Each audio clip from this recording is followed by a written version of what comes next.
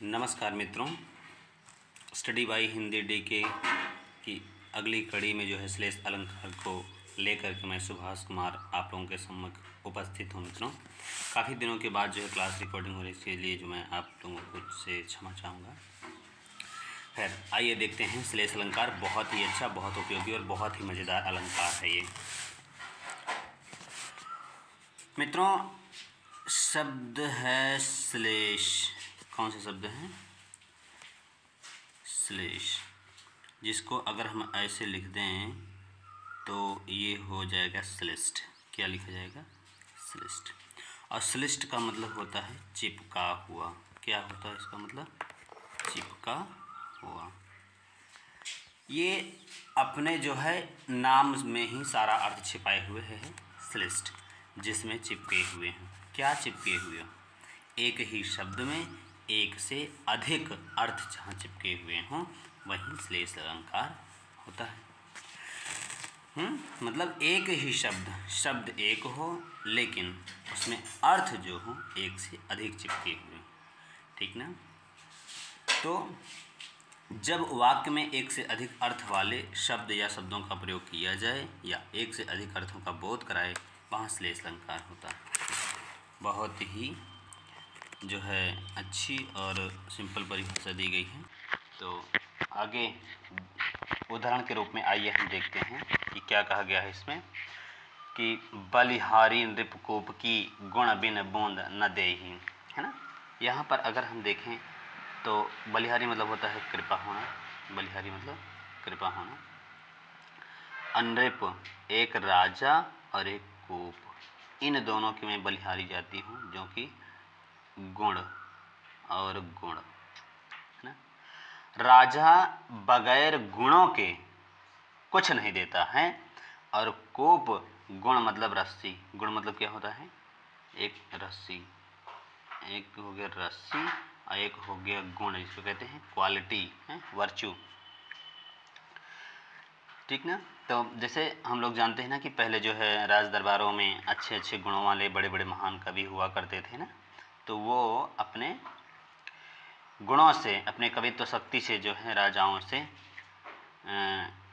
अनेक प्रकार के पुरस्कार जो है प्राप्त किया करते थे, है ना।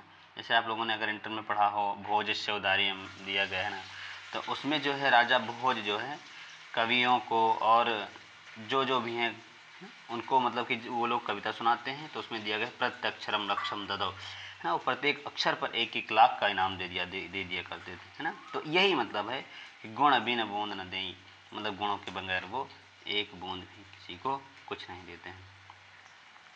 अगला उदाहरण इसी कड़ी में दिया गया कि रहीमन पानी राखिए बिन पानी सब सून, पानी गए न उबरें मोती मानुष चून। बहुत अच्छा है। रहीमन पानी राखिए, रहीमदास कहते हैं पानी को रखना चाहिए, है ना, संजो करके, संभाल करके। बिन पानी सब सून, क्योंकि पानी के बगैर संसार में सब कुछ सूना पड़ जाएगा। अब पानी गए न उबरें, पानी चले जाने पर कभी नहीं उबर सकते हैं। उबर सकना मतलब क्या होता है? पल्लवित पुष्पित होना, या मतलब कि उन्नत होना। मोती मानुष चून, 3 दिए हैं, मोती मानुष और चून। ये 3 चीज़ें संसार में ऐसी हैं जिनका पानी अगर चला जाए तो ये किसी काम की नहीं रह जाती हैं। तो पानी का एक अर्थ आप लगाएंगे मोती से। मोती का मतलब मोती की जो चमक होती है, कांति होती है, जैसे हम लोग देखते हैं ना, स्टील तांबे का बना होता है और उस पर जो है सोने का पानी चढ़ा देते हैं, और धीरे धीरे जब उसका पानी छूटता है तो फिर इतना भद्दा दिखने लगता है कि मतलब उसको पहनने का जी नहीं करता। जैसे बहुत से आभूषण हैं ना, मड़ियाँ हैं, जिन पर पानी चढ़ा दिया जाता है अच्छे अच्छे, और उसके बाद फिर जब उनका पानी जो है जाता है फिर वो किसी काम की नहीं रह जाती है। तो पानी गए न उबरे मोती मानुष चून, तो एक का मतलब क्या हो गया? उसकी चमक। एक का मतलब क्या हो गया? चमक। और फिर मनुष्य, मनुष्य में पानी का अर्थ है इज्जत। मनुष्य में पानी का अर्थ क्या है? मनुष्य के संदर्भ में उसकी इज्जत है, इज्जत, है ना, उसकी मान मर्यादा। आप लोगों ने सुना होगा कि हमारे गांव वगैरह में जो अक्सर ये महिलाएं कहा करती हैं, ज़्यादा बोले जी नहीं तो आप पानी उतार ले हम, ठीक ना। तो इस तरह के शब्द जो है प्रयोग किए। तो पानी उतार लेने का मतलब यहाँ पर इज्जत उतारना, ठीक है ना, कि अभी तुमको हम बेइज्जत कर देंगे। तो मोती के संदर्भ में चमक हुआ और मनुष्य के संदर्भ में उसकी इज्जत हो गई। और चून मतलब चूना के संदर्भ में जो है इसका अर्थ पानी है। पानी में का अगर चूना चला जाए तो सुरती खाने वाले लोग जानते होंगे कि वो सूखे चूने को नहीं रगड़ते हैं, उसको गीला करते हैं पानी से, उसके बाद फिर वो करते हैं। और पेंट वगैरह करते हैं, दीवारों में पोतते हैं, तब भी उसमें पानी की ज़रूरत होती है। तो इस तरह से जो है इसके इस पानी शब्द में ही सारा गुण भरा हुआ। इसी में जो है 3 अर्थ चिपके हुए हैं। एक मोती के अर्थ में चमक, मनुष्य के अर्थ में इज्जत और चूने के अर्थ में पानी जो है इसका अर्थ चिपके हुए। तो इसमें श्लेष अलंकार मित्रों देखा जा सकता है। आइए आगे हम देखते हैं, ये बहुत ही सुंदर उदाहरण है। लिखा है, चरण धरत चिंता करत चितवत चारु ओर, सुबरन को खोजत फिरत कभी व्यभिचारी चोर। ये जो सुबरन है, सुबरन, इसी में श्लेष अलंकार है। चरण में भी श्लेष अलंकार है। अब ये निकलेंगे किसके हिसाब से? कवि के हिसाब से, व्यभिचारी के हिसाब से और चोर के अनुसार निकलेंगे। सुबरन सुंदर वर्ण, वर्ण मतलब सुंदर वर्ण कौन खोजता है? कवि, है ना। और यहाँ चरण का अर्थ हुआ छंद। चरण का अर्थ क्या हुआ? छंद हुआ। चरण का अर्थ हुआ छंद। छंदों की रचना करता है कवि, तो चरण धरत, छंदों की रचना करते समय वो चरणों को रखता है और चिंता करता है, मतलब चिंतन करता है, सोचता है कि क्या लिखूं। चितवत चारी ओर, और हर तरफ देखता है, आगे पीछे की। पहले किसी कवि ने इसके बारे में कुछ कहा तो नहीं है, हैं? और इसका पहले तो नहीं इसके बारे में कुछ लिखा जा चुका है ना, या और कहाँ से अच्छे वर्ण ला करके मैं इसको जो है। और सुबरन, तो सुंदर वर्ण को खोजता फिरता है कौन? कवि, है ना। चरण मतलब छंदों को रखता है, चिंतन मतलब सोचता है, और चारों तरफ आसपास देखता है कि अच्छा से अच्छा वर्ण जो है कैसे मैं ला करके लिख दूं। दूसरा है व्यभिचारी। व्यभिचारी का मतलब ये सब कह सकते हैं कामुक व्यक्ति। कैसा व्यक्ति? कामुक व्यक्ति, है ना। ये अगर किसी से मिलने उलने गया है ना, तो चरण धरत, मान लो प्रेम प्रसंग किसी का हो तो, है ना, रात की अंधेरी में लोग जाया करते हैं ना, तो किसी से मिलने, अरे किसी से, अपनी प्रेमिका से जब मिलने जाएंगे तो रात की अंधेरी में चरण धरत, धीरे धीरे पैरों को रखते हैं, चिंता करते हैं, बहुत चिंतन करते हैं कि वो अगर देख ले तो हड्डी पसली तो राई जाई बाबू, है ना। और चितवत चारों ओर अगल बगल देखते रहते हैं कि वो देखत तो नहीं ना, नहीं तो पकड़ाई गए बेटा, तो फिर समझ लो कि बहुत दुर्गति हुई जाई। तो व्यभिचारी का अर्थ मतलब कामुक होता है। उसके संदर्भ में जो है सुवर्ण मतलब सुंदर वर्ण वाली स्त्री। इसका अर्थ क्या होगा? सुंदर वर्ण वाली स्त्री। तीसरा जो है उसका वो चोर के संदर्भ में सुवर्ण मतलब होता है। देखो, जब चोर किसी के घर में चोरी करने जाता है तो चरण धरत, चरणों को बहुत सावधानी से रखता है कि आवाज़ ना आ जाए। चिंता करत, बहुत सोचता है, चिंतित भी रहता है कि अगर पकड़ाएगी तो आ जाए फिर उनकी लास्ट चोरी बन जाएगी। चितवा चारों तरफ देखता है कोई देख तो नहीं रहा है, नहीं तो पतला कूदते भौंकने लगे तो सारा खेला गड़बड़ा जाएगा। तो इस तरह से जब वो किसी घर में जाता है तो ढूंढने क्या जाता है? सुवर्ण को। सुवर्ण मतलब सोना खोजने जाता है, सुवर्ण को खोजते फिर सोने को खोजने जाता है। इस तरह से सुवर्ण के 3 अर्थ हुए, एक तो सुंदर वर्ण, दूसरा सुंदर रूप वाली स्त्री, और तीसरा हुआ सोना। तो इसी में, और यहाँ पर जो चरण शब्द है, चरण के भी 2, चरण मतलब एक तो पैर हुआ, और चरण मतलब एक तो छंद या पाद हुआ, ठीक है। इस चिंता में भी है। जब कवि के संदर्भ में देखेंगे तो चिंतन करना होता है, और चिंता करना अगर व्यभिचारी और चोर के संदर्भ में देखेंगे तो चिंता करना है। कवि के संदर्भ में चिंतन करना, व्यभिचारी और चोर के संदर्भ में चिंता करना, ठीक है। आइए आगे चलते हैं।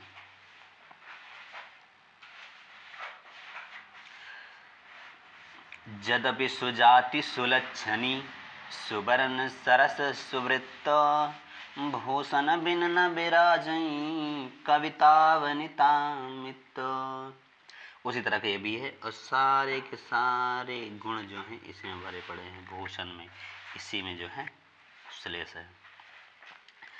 किसके अनुसार? एक कविता के अनुसार अर्थ निकलेगा, एक वनिता के अनुसार अर्थ निकलेगा और एक मित्र के अनुसार अर्थ इसका निकलेगा। तो 3 अर्थ हम लोग देखेंगे, ठीक ना। तो कविता के अर्थ में अगर देखें तो कहते हैं यद्यपि, यद्यपि, यद्यपि मतलब यद्यपि सुजाति, जाति मतलब छंद, बहुत अच्छा छंद हो, और सुलक्षणी बहुत अच्छे लक्षणों वाला हो, क्या कविता हो, यद्यपि बहुत अच्छे छंद वाली हो, बहुत अच्छे लक्षण वाली हो, सुबरन बहुत सुंदर सुंदर वर्ण भी हों उसमें, और सरस अच्छे रस भी हों, है ना, श्रृंगार वीर हास्य में से जो भी, सुवृत्त, है ना, सुवृत्त, वृत्त का मतलब यहाँ पर भी क्या होगा? वृत्त मतलब छंद भी होता है।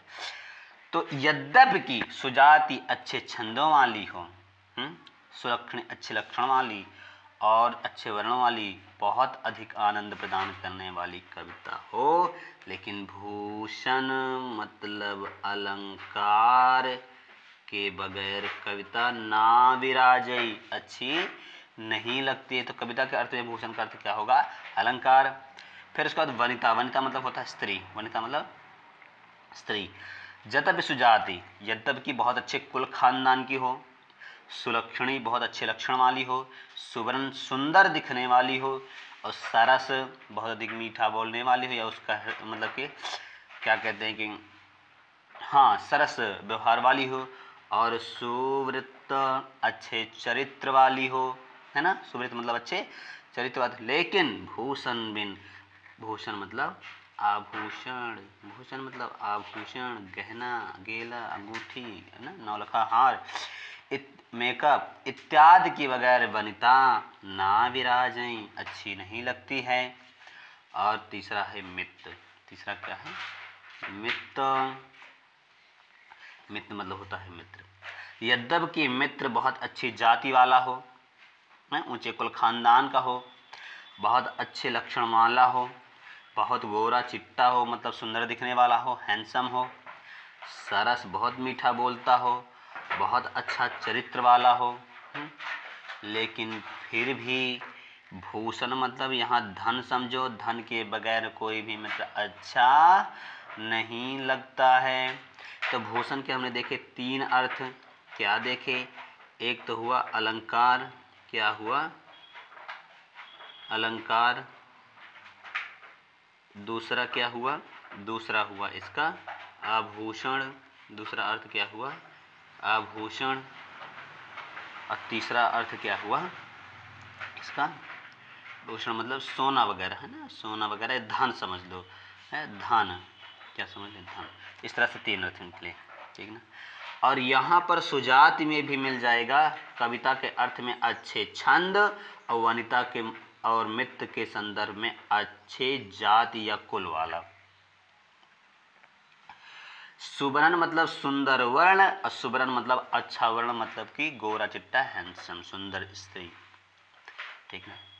तो इस तरह से जो है भूषण में ही श्लेष अलंकार मिलेगा, सुजात में भी है, सुबरन में। बहुत अच्छा उदाहरण है मित्रों, हो सके तो इसको याद करिए आप।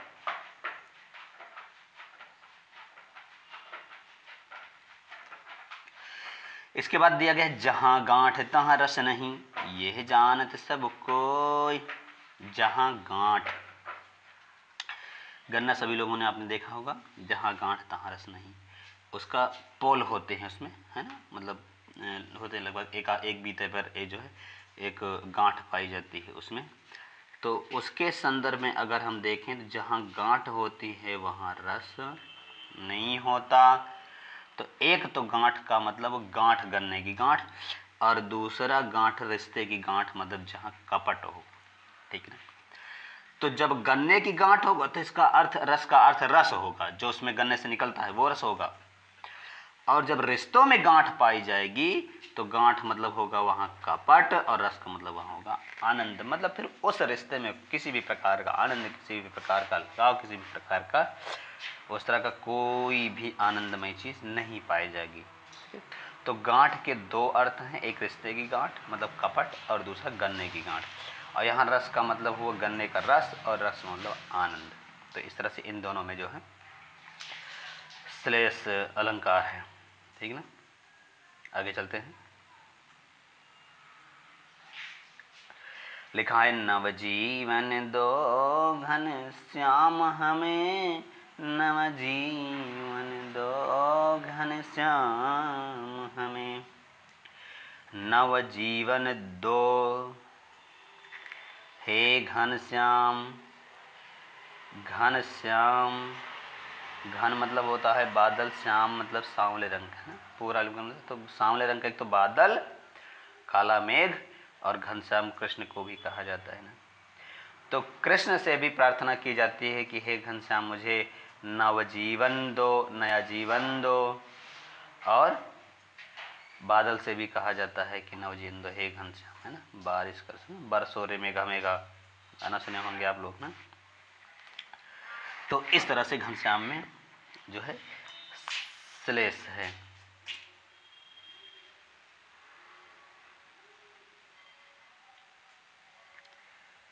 इसके बाद हम देखते हैं आगे, विबलांबर रजनी वधु अभिसारिका सी जा रही। मित्रों यहाँ पर जो अभिसारिका, ये बड़ा मजेदार शब्द है। अभिसारिका का मतलब होता है ऐसी प्रेमिका जो अपने प्रेमी से मिलने रात में जाती है। रजनी मतलब आप जानते हैं रात, वधु मतलब वहू होता ही है। और विमल अंबर के यहाँ पर तो अर्थ है। अंबर का वैसे सही अगर से देखा जाए तो अंबर मतलब ढकने वाला होता है, जो भी ढके वो अंबर है। यहाँ पर लेकिन दो अर्थों में इसका प्रयोग किया गया। अंबर मतलब एक तो आकाश, और अंबर मतलब वस्त्र। यहाँ पर विमल धन अंबर में है, विमल धन अंबर। विमल मतलब स्वच्छ निर्मल, और अंबर मतलब वस्त्र। तो इसमें दीर्घ संधि हुई है। कौन संधि हुई है? दीर्घ संधि करके जो है इसको बना दिया गया। तो विमलांबर रजनी वधु अभिसारिका से जा रही, वो अभिसारिका की तरह चली जा रही। अंबर मतलब एक तो आकाश, अंबर मतलब वस्त्र।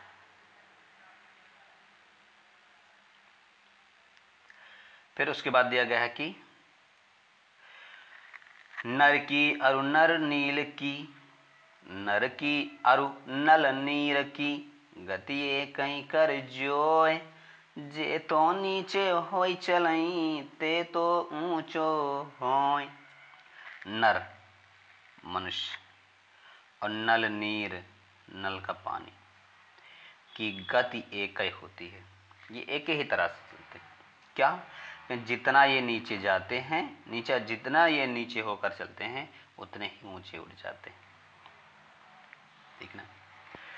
अब मतलब क्या हुआ इसका, देखो नीचा कोई भी मनुष्य हो इसमें विनम्रता हो, है, चलने में विनम्रता हो, शालीनता हो, दूसरों के प्रति इज्जत हो, है ना। तो उसमें कहते हैं ना, देखें भी हम कि और अकड़ता कौन है? अकड़ता वही जिसके पास कुछ नहीं होता। वह पेड़ की डाली जिसमें एक भी फल नहीं है वो ऊंची उठी रहेगी, और जो डाली जितना फलेगी, जितना उसमें फल लगेंगे उतने वो झुकती जाती है ना। तो मनुष्य में भी यही गुण होने चाहिए कि वो जितना गुणी होगा, जितना अच्छा होगा, वो उतना ही झुकता जाएगा। इसके बारे में रूसो ने सुकरात ने कहा था। हाँ, सुकरात ने उनसे पूछा कि क्या आप जानते हैं, आप क्या जानते हैं, कितना जानते हैं? तो उन्होंने बहुत अच्छी बात कही थी कि बहुत कम लोग जानते हैं कि वो बहुत कम जानते हैं, बहुत कम लोग जानते हैं कि वो बहुत कम जानते हैं, और जानना यही है कि मैं कुछ नहीं जानता। तो मतलब ये हुआ कि जो वास्तव में, और हमारी संस्कृति में भी कहा जाता है ना, विद्या ददाति विनयम, विनम्र। विद्या तो वास्तव में वही है, जो भी लोग देखो जितना बड़ा ज्ञानी होगा उतना ही ज़्यादा विनम्र रहेगा। उसमें अहंकार, घमंड, अकड़ नाम की कोई चीज़ नहीं रहती है। जिससे भी मिलेगा, मैंने बताया ना, कहा गया अध जल गगरी छलकत जाए। अल्प ज्ञानी जो होता है ना, उसमें देखो तो अहंकार घमंड जुटा रहेगा। जो एक सामने देखो उसी के सामने ज्ञान मार रहा है। तो मनुष्य में भी यही होना चाहिए कि अगर वो वास्तव में ज्ञानी है तो उसमें विनम्रता तो होनी ही चाहिए। कहा भी गया है कि झुकता है वही जिसमें जान होती है, अकड़ तो मुर्दे की पहचान होती है ना। अगर आप अपने आप को जिंदा समझते हैं तो झुकना तो चाहिए इंसान को, है ना। और जितना आदमी इंसान झुकता है उतना ही वो दूसरों की नज़रों में उठता चला जाता है कि ये व्यक्ति कितना सज्जन है ना, कितना सरस है, और कितना मतलब इसमें मनुष्यता है, विनम्रता है। और इसी तरह से नल नीर मतलब नल का पानी, देखो जब आप नल चलाते हैं तो नीचे की तरफ गिरता है, लेकिन लोग क्या करते हैं, अंजलि में उठाते हैं, लोटे में, बाल्टी में, उसको भर करके और उसके बाद फिर ऊपर ले करके चलते हैं, है ना। तो ये इसका मतलब हुआ कि ये तो एक तो नीचो मतलब नीचे जाना और नीचा मतलब नीच होना, है ना। तो जल के संदर्भ, जल नल नीर मतलब नीचे की तरफ बहना, और मनुष्य का होता नीच मतलब नीच प्रवृत्ति का, नीच नहीं झुकना, सॉरी, इसका मतलब क्या होगा, नीचे होना मतलब झुकना, है ना? तो पानी जो होगा वो नीचे बहेगा और मनुष्य जो होगा वो नीचे होना मतलब झुकना होगा, ठीक है ना। ऊंचा मतलब यहाँ पर पानी को भर करके ऊपर उठा लेना, और ऊंचा होना मतलब कि दूसरों की नज़रों में इज्जत पाना। इस तरह से इसमें श्लेष अलंकार है। आइए आगे चलते हैं।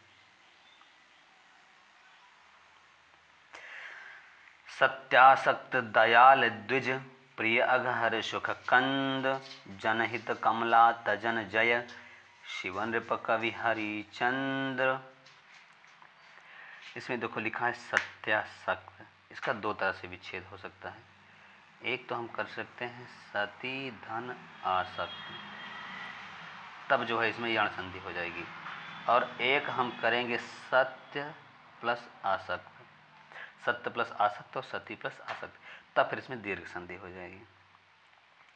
तो सती में आसक्त मतलब स्त्री में आसक्त, और सत्य में आसक्त मतलब कि सत्य में आसक्त मतलब उसकी सत्य के पग पर होना, सत्य में आसक्ति होना, सत्य में प्रेम होना, ठीक है।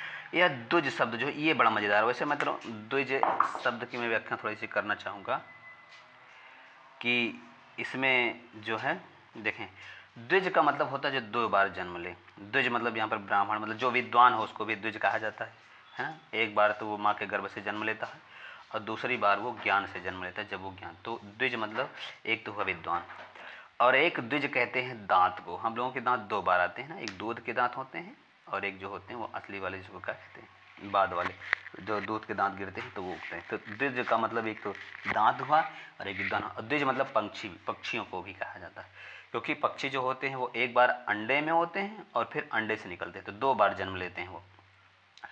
तो इस तरह से द्विज के अर्थ होते हैं क्या क्या, एक तो विद्वान, दूसरा पक्षी, और एक दांत, तो द्विज इनको कहा जाता है, ठीक है। और सती में आसक्त, सती में आसक्त अगर करेंगे तो इसका मतलब जो है द्विज, सॉरी द्विज प्रिय है, क्या लिखा है द्विज। और यहाँ पर जो है इसका अर्थ जो है चंद्रमा के संदर्भ में दिया गया, किसके संदर्भ में दिया गया है, तो चंद्रमा के संदर्भ में दिया गया। द्विज प्रिय चंद्रमा में आसक्त, अगर सती मतलब किसी स्त्री में आसक्त होगा तो वो चंद्रमा का प्रिय माना जाएगा, और अगर सत्य में आसक्त होगा तो फिर वो विद्वान, विद्वान जिसको हैं प्रिय वो, तो इस तरह से जो है इसके दो है। और कमला तजन, कमला यहाँ पर जो है इनको लक्ष्मी को भी कहा जाता है, ठीक ना, लक्ष्मी का त्याग करने वाला। अघहर मतलब पापनाशक, अशुक कंद मतलब सुख के मूल। तो इस तरह से जो है इसमें सत्यासक्त में जो है और इसमें द्विज प्रिय में यानी चंद्रमा का प्रिय और विद्वान का प्रिय। आइए आगे चलते हैं। अब हम देखते हैं श्लेष अलंकार के भेद कितने हैं। श्लेष अलंकार के कितने भेद हैं, तो पहला दिया गया अभंग पद श्लेष। पद मतलब होता है शब्द और अभंग मतलब होता भंग ना करना, नहीं तत्पुरुष समास है इसमें, मतलब शब्दों को बिना तोड़े ही उनमें एक से अधिक अर्थ निकले, ठीक, तो वहाँ पर अभंग पद श्लेष होता है, ठीक। जैसे जहाँ किसी पद को भंग किए बिना ही मतलब तोड़े बिना ही, विच्छेदित किए बिना ही उसमें उसके दो या दो से अधिक अर्थ अव्यक्त हों, अभंग पद से ये लेस नहीं होगा मित्रों, ये श्लेष होगा, मतलब मिस टाइप हो गया है, खैर आप समझ जाएंगे। उदाहरण में दिया गया जहाँ गांठ तहाँ रस नहीं, ये जान सब लोग को, इसको हम देख करके आए हैं। गांठ और रस, इन पदों को जो है बगैर तोड़े ही इनके दो अर्थ निकल जाते हैं ना। गांठ मतलब गांडना का जोड़, और यहाँ गांठ मतलब जो है कपट, और रस मतलब जो है रस, ये अर्क नहीं होगा, रस मतलब रस, गन्ने का जो रस होता है रस। अब आनंद मतलब आनंद। तो ये हुआ अभंग पद श्लेष। इसके बाद दूसरा इसका भेद जो है वो है सभंग पद श्लेष, है ना। सीधे सीधे अर्थ दिख रहा है। मतलब ये हुआ कि सभंग पद श्लेष ऐसे शब्द, मतलब जिन पदों को हम तोड़ें तब उनमें जो है 2 या 2 से अधिक अर्थ निकले हैं, 1 से अधिक अर्थ निकले, तब वहाँ पर जो है सभंग पद श्लेष होता है। ठीक। और इसके लिए मैं आपको एक स्टोरी सुनाना चाहूँगा तो आप समझ जाएंगे। देखिए, एक बार क्या हुआ कि एक हलवाई की दुकान थी। हलवाई की दुकान पर जो है तो वहाँ पर एक रखा हुआ था दही रखा हुआ था। तो उसमें जो है एक कौवा आता है, चोंच मार करके उड़ जाता है, मतलब जूठा करके वो चोंच मार करके उड़ता है। और जैसे ही उड़ा, वो हलवाई था जो है वहीं पर बट्टा रखा हुआ था, वो बटखरे को उठा करके मारा और लग गया उसके, और उसके बाद वो वहीं गिर गया, कौवा मर गया। तो वहीं उसी की दुकान पर एक कवि महोदय बैठे हुए थे। वो देख करके बड़े उद्दर्द हुआ उनको, और उन्होंने वहीं पर एक लाइन लिखी। और लाइन क्या लिखी मित्रों? लिखा, काग। क्या लिखा?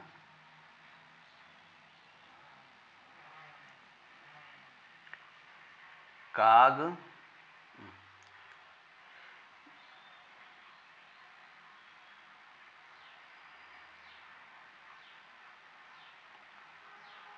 काग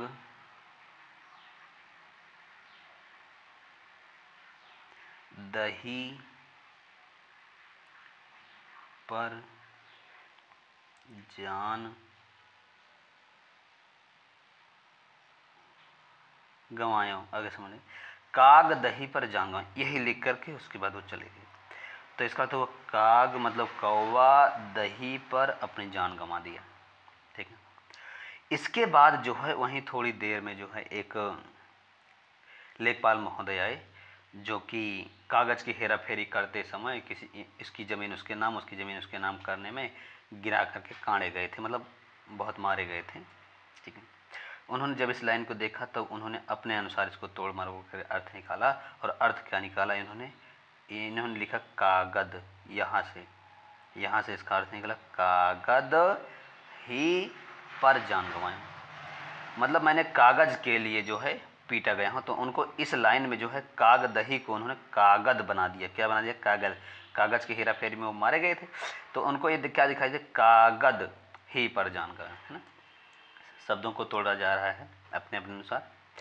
फिर इसके बाद क्या हुआ, वहीं पर एक मजनू आया, है ना, प्रेमी, है ना, जिसको प्रेमिका ने बुलाया था, और वहाँ पर बेचारा पकड़ा गया था।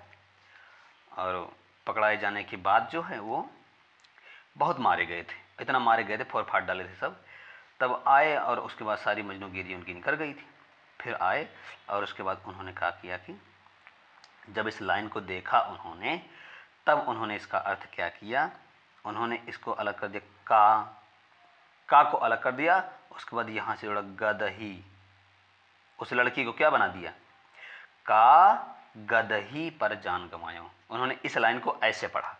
ठीक है। तो देख रहे हैं हम कि शब्दों को कैसे तोड़ते, का गदही पर जान गंवायो, है ना। तो इसको देख रहे हैं आप, सभंग मतलब कि तोड़ करके इसके अर्थों में परिवर्तन होता जा रहा है। ठीक ना मित्रों। तो ये ऐसे ही मतलब सभंग से मुझे याद आ गया तो मैंने आपको बता दिया। खैर, आइए देखते हैं आगे। तो लिखा गया, जब पदों को तोड़ करके खंड करके उनमें 2 या 2 से अधिक अर्थ की अभिव्यक्ति हो तो वहाँ पर सभंग पद श्लेष होता है। ठीक है। तो इसमें लिखा, चिरजीवो जोरी जुरई क्यों न स्नेह गंभीर, को घटिए वृष भानु जावे हलधर के वीर। इसमें मित्रों ये जो हलधर पद है इसमें भी श्लेष है। हलधर मतलब होता है बैल, और हलधर मतलब होता है बलराम। बलराम को भी हलधर कहा जाता है ना। उनका हथियार क्या है? हल। तो जो हल को धारण करे उसी को हलधर कहते हैं। तो हलधर मतलब एक होता है बलराम और एक मतलब होता है बैल। बैल के कंधे पर हल रख करके जोता जाता है ना। चिरजीवो जोरी जुराएं, है ना। चिरजीवो जोरी जुराएं क्यों ना स्नेह गंभीर, इतना स्नेह गंभीर है कि उनकी चिरकाल से ही जोड़ी उनकी बहुत मतलब बनाए गए। और हलधर मतलब बलराम के वीर। हलधर का मतलब पूरा अर्थ क्या होगा इसका? कृष्ण, है ना, क्योंकि बलराम उनके भाई थे। तो हलधर मतलब बलराम के बैल, और हलधर मतलब बैल के वीर मतलब भाई। तो बैल का भाई कौन होगा? बैल। यहाँ पर को घटिए, है ना, को घटिए वृषभ अनुजा। वृषभ बैल, अनुजा मतलब पुत्री या बहन। तो एक तो करेंगे हम, देखो तोड़ा गया ना वृषभानुजा को, वृषभ धन अनुजा दीर्घ संधि करके इसको इसमें तोड़ा गया है। तो वृषभानुजा गाय हुआ, और वृषभानु राधा के बाप का नाम था। वृषभानु राधा के बाप का नाम था, जा मतलब उत्पन्न। तो जो वृषभानु से उत्पन्न हुई हो वो है वृषभानुजा। मतलब एक अर्थ हुआ इसका राधा और एक अर्थ हुआ इसका गाय। गाय को जब भिड़ाएंगे तब ये होगा बैल, और राधा के संदर्भ में क्या होगा इसका अर्थ? कृष्ण। हलधर के वीर, हलधर एक होगा बैल और एक होगा बलराम।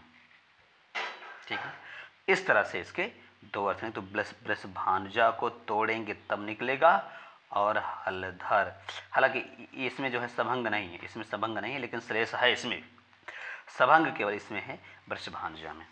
ठीक है मित्रों, आइए आगे चलते हैं। मंगल को देख पट देत बार बार हैं।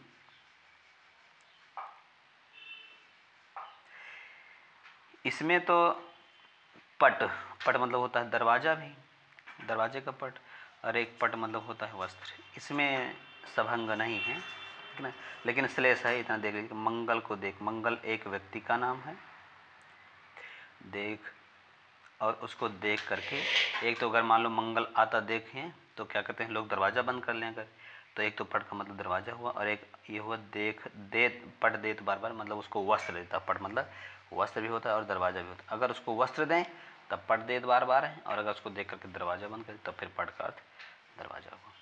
ये अभी तक हम देख रहे थे मित्रों कि हिंदी में श्लेष अलंकार को के लक्षण, उनके उदाहरण, उनके भेद।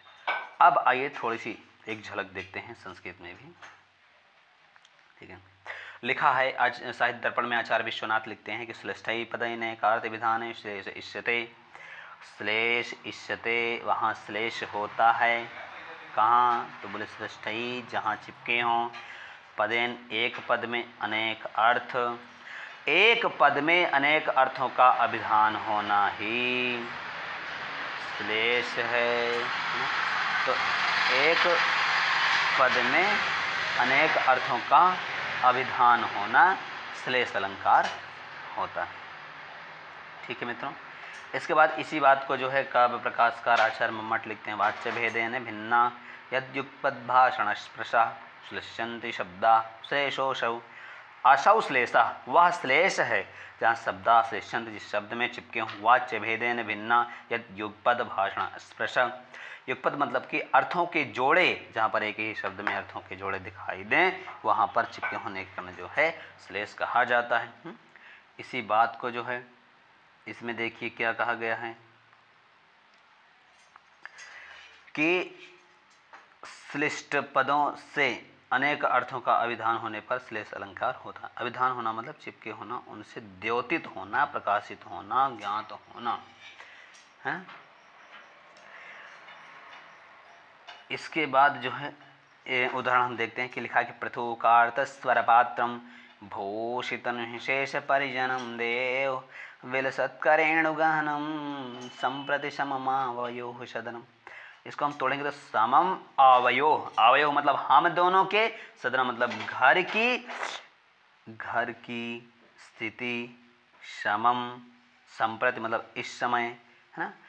हे राजन, एक वो कह रहा है, व्यक्ति कह रहा है राजा से कि हे राजन, इस समय आवयोः मतलब हम दोनों के घर की स्थिति एक ही तरह है। तो कहें कैसे? तो कहें पृथुक, पृथक अर्थ, पृथक मतलब होता है बच्चे, और पृथुकार्थ मतलब होता है पात्र भी होता है। पृथुकार्थ मतलब बच्चे, पृथुक मतलब बच्चे, और पृथुकार्थ मतलब बर्तन।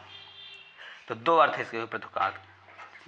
तो बच्चों के स्वर से, जो मतलब बच्चों के रोने से, रोदन से जो है भरा पड़ा हो, ठीक ना, उसको मेरा घर है ऐसा। और बड़े बड़े बर्तनों के स्वर जहाँ पर सुनाई देते हैं टकराने के, वो ऐसा आपका घर है। उसे विभूषित है ना, भूषित है, विभूषित मतलब कि युक्त है। तो पृथक बच्चों के रोने से, उनके आर्त स्वरों से, दीन वचनों से युक्त मेरा घर है, और पृथकार्थ मतलब बड़े बड़े बर्तनों से युक्त आपका घर विभूषित हो रहा है ना। अब परिजनम, एक शब्द है परिजनम, देखो ना, शेष परिजनम लिखा, तो परिजन मतलब होता है लोग, और यहाँ पर परिजन मतलब होता है सेवक। तो मेरे घर के जो लोग हैं और आपके घर के जो सेवक, तो इसमें भी श्लेष अलंकार। विलसत करेण गहनम मतलब घिर संप्रत हे राजन, इस समय हम दोनों का घर जो है एक ही प्रकार का हो रहा है। ठीक है, इस बात पर इसके आगे की अगर कहानी देखिए तो प्रत्यक्षरम लक्ष्यम, दो राजा ने उसको जो है बहुत सा धन धान्य देकर उसके बाद विदा किया। ठीक है ना। तो मित्रों, अभी तक हम देख रहे थे श्लेष अलंकार। मुझे पूरा विश्वास है कि ये क्लास आपको मज़ेदार लगेगी, आप इसका आनंद उठा पाएंगे और इससे जो है परीक्षाओं में आप अच्छा कर पाएंगे। इसी के साथ मैं सुभाष आपसे विदा लेता हूँ मित्रों। फिर से मुलाकात होगी अगले टॉपिक के साथ अगली क्लास में। तब तक के लिए नमस्कार।